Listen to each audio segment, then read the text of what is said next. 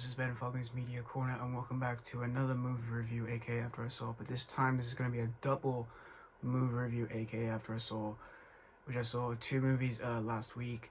Two of them were on Netflix, which were Penguin Bloom and The Dig. So, first off, we're going to be talking about is, of course, Penguin Bloom. Penguin Bloom was directed by Glendyn Ivin and tells the story of a woman named Sam Bloom, played by Naomi Watts, who she has been paralyzed after she experienced a freak accident that made her fell off a railing and she nearly died. And she, of course, now has to sit in a wheelchair, and her life feels like her life is like kind of falling to pieces, really, because she's struggling with her relationship with her husband Cameron Bloom, played by Andrew Lincoln, as well as the relationship with her sons, and as well as from her caring mother Jan, played by Jacki Weaver. But however, what happens is one day one of the children finds a injured magpie, and they basically take care of it, and then Sam starts a unlikely friendship with this magpie, and they later start calling him Penguin. And they basically sort of raise him as their pet, and we see that her life starts to like picking up the pieces a bit, really, because again she felt like her life is like crumbling around her, and then she starts picking up the pieces thanks to this magpie, and it also like fixes the relationship with her husband, and as well as with the family. And so yeah, that's pretty much the story of Penguin Bloom. Going into this film on Netflix, I didn't know much about the story. I did hear before I went to see this film, I heard this was based on a true story, and I never had known much about the story. I just went to go and see this film because of the stars, Naomi Watts, which I haven't seen her in a while. She was really good in The Rain, which I think is a really great and creepy horror film, and she was also really good in Peter Jackson's King Kong.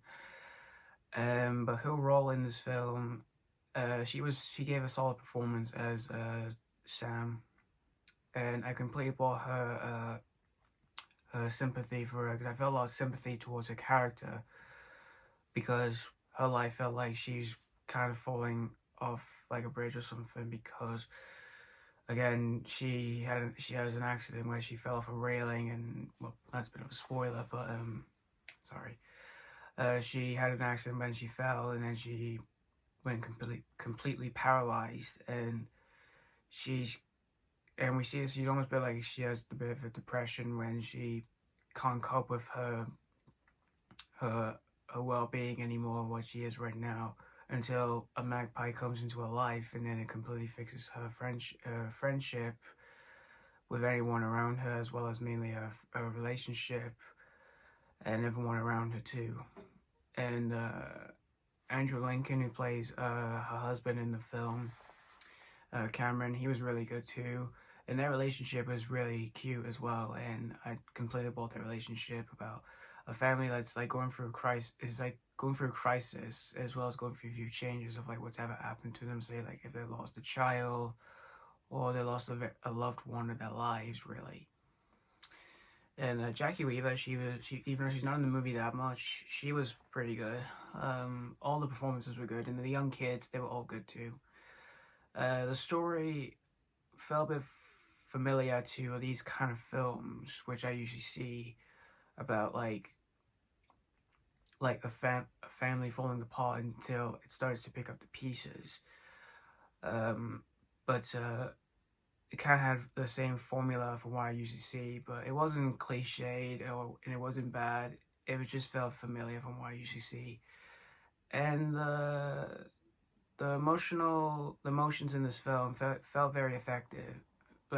Very effective, and they didn't make me cry or anything, but I did completely buy the emotions in this film.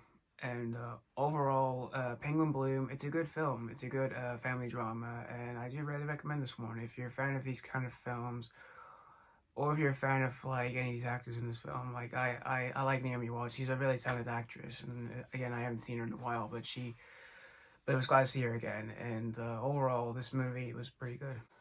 So I'm gonna give Penguin Bloom a C+. So definitely check out this one if you're a fan of family dramas, or if you're a fan of like any particular like animals for films such as like birds or anything really. Definitely check out this one. So that's my review of Penguin Bloom. Now let's move on to The Dig. So The Dig was directed by Simon Stone and tells the story of this archaeologist named Basil Brown, played by Ray Fiennes, and his team. They basically find this historical thing that's been known from the Dark Ages, of which is from a wooden ship. They find it outside of a woman's estate, and this woman's name Edith Pretty, played by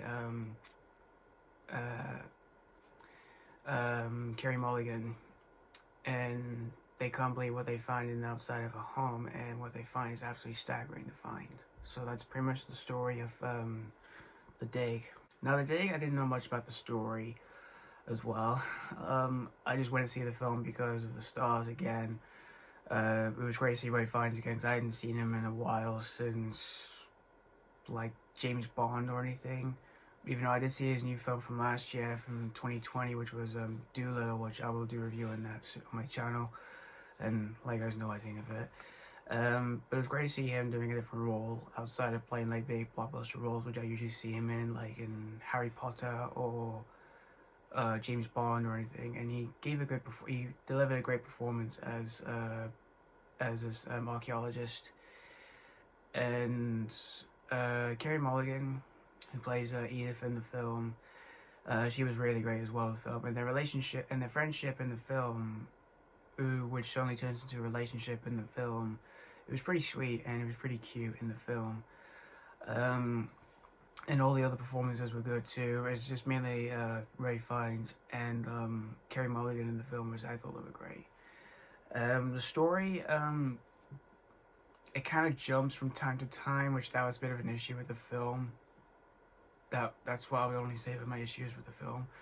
It just kind of jumped from time to time, and it just really focused on like the digging, because that's what the title is, called The Dig.